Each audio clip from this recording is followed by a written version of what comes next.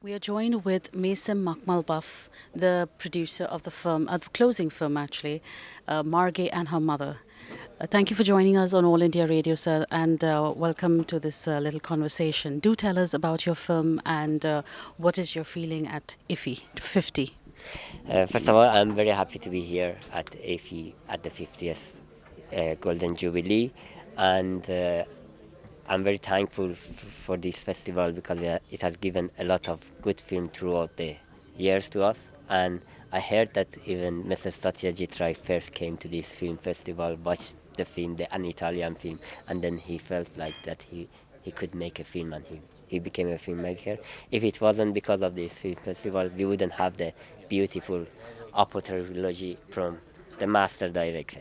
So very happy to be here and very honored to be here. So do tell us about a bit about your film. Okay.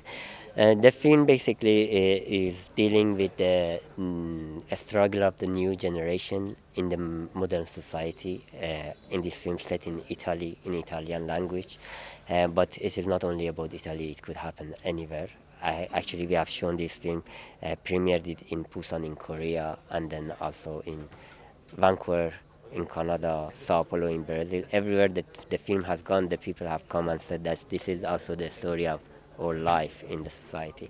It talks about the struggle of a younger generation who, in an economic term, or they cannot find job, they cannot find true love, they cannot find their identity, and they are very much restricted by the society and what they could do and what is their life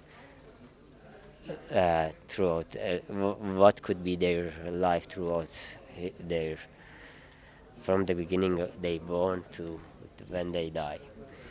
You also mentioned that there was minimalist music in the film. Do tell us about it. Yeah, actually, the role of the music in this film is almost very minimized because the director didn't want to use much music in this film. He thought that this is a realistic film. It doesn't need that much of the music. One place that the music is used, it is live music that you see in the scene happening, just to as part of the story and giving a color to the one scene. It's nothing beyond that because it is following a different genre of film. Okay, do tell us how was it to work with first-time actors? You've chosen first-time actors in your film. How was it, and what was your experience? And we have my father has worked with many non-professional actors in the past, and so it is nothing new for us. But working with the actors in particular to this film was very good because they were very cooperative, were very in touch with their emotion. As Italian, they are very loud. They can talk about their emotions, so it was quite a joy to work with them, and very sensible people, very nice people. So. And could you also shed light on the three layers of how you bring out the three layers in a film? Yeah, basically, as I said, the director believes that the film needs at least to have three different layers. One, the first layer, that would be entertainment, that could come through like beautiful picture, beautiful characters, or humor, or I don't know, emotional scene. Music could help. All of those things bring the entertainment part of it. This is the very first layer that attract the audience to watch your film. Then many of the film finish here. They don't go beyond this layer. But as an author director, the director believes that you have to have more for the audience.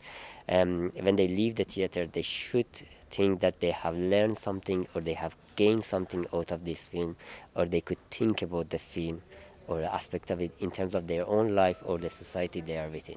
So in that layer, you talk about social things, philosophical things, or interpersonal relationship. You need more knowledge in another subject like psychology. It's not only the knowledge of the film as an industry.